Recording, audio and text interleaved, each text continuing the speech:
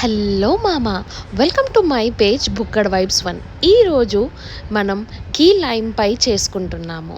మీ ఇంట్లో లైమ్స్ ఉండి అండ్ మీరు లైమ్ అంటే లెమన్ లవర్స్ ఉన్నారనుకోండి, ఈ డిష్ ఈజీగా చేసేయచ్చు. డిష్ అని చెప్పాను కానీ కైండ్ ఆఫ్ డెసర్ట్ లాగా పిల్లలు చాలా ఇష్టం కొద్ది తింటారు.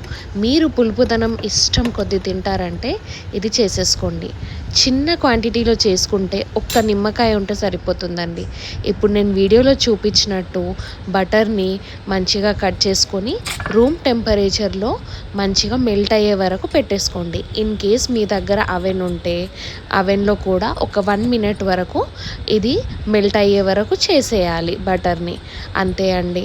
మళ్ళీ డైజెస్టివ్ బిస్కెట్స్ అన్నా కదా, డైజెస్టివ్ బిస్కెట్స్ కూడా తీసేసుకొని, ఇన్ కేస్ మీ దగ్గర డైజెస్టివ్ బిస్కెట్స్ లేకపోతే normal Britannia or any kind of biscuits తీసుకోవచ్చు.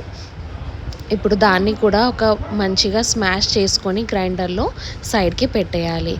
మన మెయిన్ స్టఫ్ అంటే మెయిన్ బేస్ ఇక్కడ పన్నీర్, క్రీమ్ అండ్ ఇంకా కండెన్స్డ్ మిల్క్ అండి. కండెన్స్డ్ మిల్క్ లేకపోయినా మీరు మిల్క్ మేడ్ యూస్ చేసేయచ్చు. కండెన్స్డ్ మిల్క్ అనేది ఆప్షనల్. ఒక జార్లో ఇప్పుడు ఈ పన్నీర్ ఇంకా ఫ్రెష్ క్రీమ్, నేను ఇక్కడ అమూల్ క్రీమ్ యూస్ చేసా, ప్రమోషన్ ఏం చేయట్లేదు. ఇన్ కేస్ మీ దగ్గర అమూల్ క్రీమ్ లేకపోతే ఏ ఫ్రెష్ క్రీమ్ ఉన్నా, ఇంట్లో చేసిన క్రీమ్ ఉన్నా కూడా యాడ్ చేసేసుకోవచ్చండి. పన్నీర్ని క్యూబ్స్ లాగా కట్ చేసి ఇక్కడ ఈ క్రీమ్ని కూడా యాడ్ చేసి, కండెన్స్డ్ మిల్క్ మీరు ఎంత తింటారో దాన్ని బట్టి, అంటే మీరు స్వీట్నెస్ ఎంత తింటారో దాన్ని బట్టి కండెన్స్డ్ మిల్క్ మంచిగా యాడ్ చేసేసుకోండి. మళ్ళీ చెప్తున్నాను, కండెన్స్డ్ మిల్క్ లేకపోతే మీరు మంచిగా మిల్క్ మేడ్ కూడా యూస్ చేసేసుకోవచ్చు. And it is up to you.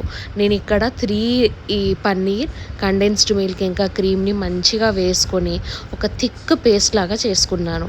ఇది మన ఈ పేస్ట్ అనేది మనకు మెయిన్ బేస్ అవుతుంది. ఇప్పుడు నేను చెప్పినట్లే లెమన్స్, అంటే మీకు ఎంత పులుపు తింటారో దాన్ని బట్టి లెమన్స్ వేసుకోండి. ఇక్కడ నేను 1 లెమన్ యూస్ చేశాను. మా ఇంట్లో ఎంత పులుపు తింటారో దాన్ని బట్టి వేసేసుకున్నాను. ఒక గ్లాస్ జార్ తీసుకొని, ఇందాక చెప్పిన డైజెస్టివ్ బిస్కెట్స్ క్రష్ చేసుకున్నా అని చెప్పాను కదా, అది చక్కగా యాడ్ చేసుకున్నాను. ఇక్కడ నేను 4 to 5 డైజెస్టివ్ బిస్కెట్స్ తీసుకున్నాను. ఇన్ కేస్ మీ దగ్గర డైజెస్టివ్ బిస్కెట్స్ లేకపోయినా, న్యూట్రిచాయిస్ బిస్కెట్ లేకపోయినా మీరు నార్మల్ బ్రిటానియా బిస్కెట్స్ కూడా యూస్ చేయొచ్చు. కానీ స్వీట్నెస్ ఎక్కువ లేని బిస్కెట్ని ప్రిఫర్ చేయండి. ఆ బిస్కెట్ని ప్రిఫర్ చేస్తే స్వీట్నెస్ అనేది ఎక్కువ ఉండదు, బేస్ చాలా ఈజీగా సెట్ అయిపోతుంది. ఇప్పుడు మనం బటర్ది చెప్పాను కదా స్టార్టింగ్లో, రూమ్ టెంపరేచర్కి వచ్చేసాక బటర్ని ఆ డైజెస్టివ్ బిస్కెట్స్ పైన యాడ్ చేసేసి మంచిగా ఈవెన్గా సెట్ చేసేసుకోవాలి.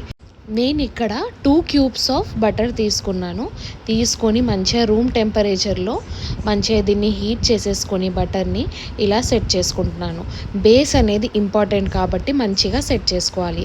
ఇందాక మనం చేసుకున్న పేస్ట్ పన్నీర్, క్రీమ్ ఇంకా కండెన్స్డ్ మిల్క్ ఉంది కదా, అది ఇప్పుడు ఈ డైజెస్టివ్ బిస్కెట్ ఇంకా బటర్ లేయరింగ్ చేసాం కదా దానిపైన వేసేయండి.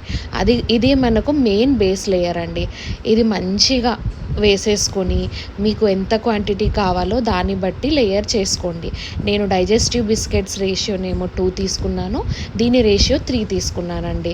ఇప్పుడు మనం ఇందాక లైమ్స్ చేసుకున్నాం కదా స్క్వీజ్, ఆ లైమ్స్ని కూడా దీనిలో వేసేసుకోవాలి. నేను ఇక్కడ 1 లైమ్ తీసుకున్నా, ఎందుకంటే నేను క్వాంటిటీ తక్కువ చేస్తున్నాను కాబట్టి, అండ్ నాకు ఇంట్లో పిల్లలకి ఇస్తున్నాను కాబట్టి లైమ్ కొంచెం తక్కువ ప్రిఫర్ చేశాను.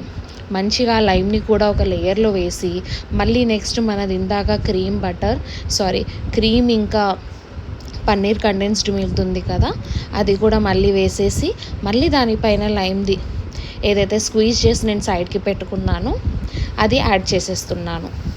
ఇలా చక్కగా కలిపి మంచిగా పెట్టేసుకోవాలి. ఇన్ కేస్ మీకు గార్నిషింగ్ కోసం ఏమైనా అడిషన్ ఐటమ్ కావాలి అంటే నేను ఇక్కడ బిస్కెట్స్ యాడ్ చేస్తున్నానండి. Any kind of chocolate biscuit మీరు యాడ్ చేసేసుకోవచ్చు.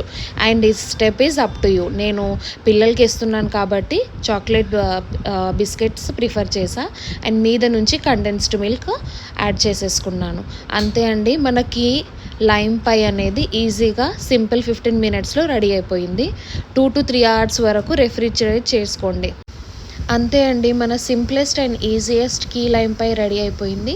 2 to 3 hours రెఫ్రిజిరేట్ చేసుకొని సర్వ్ చేసేసుకుంటే yummiest key lime pie ready అయిపోతుంది.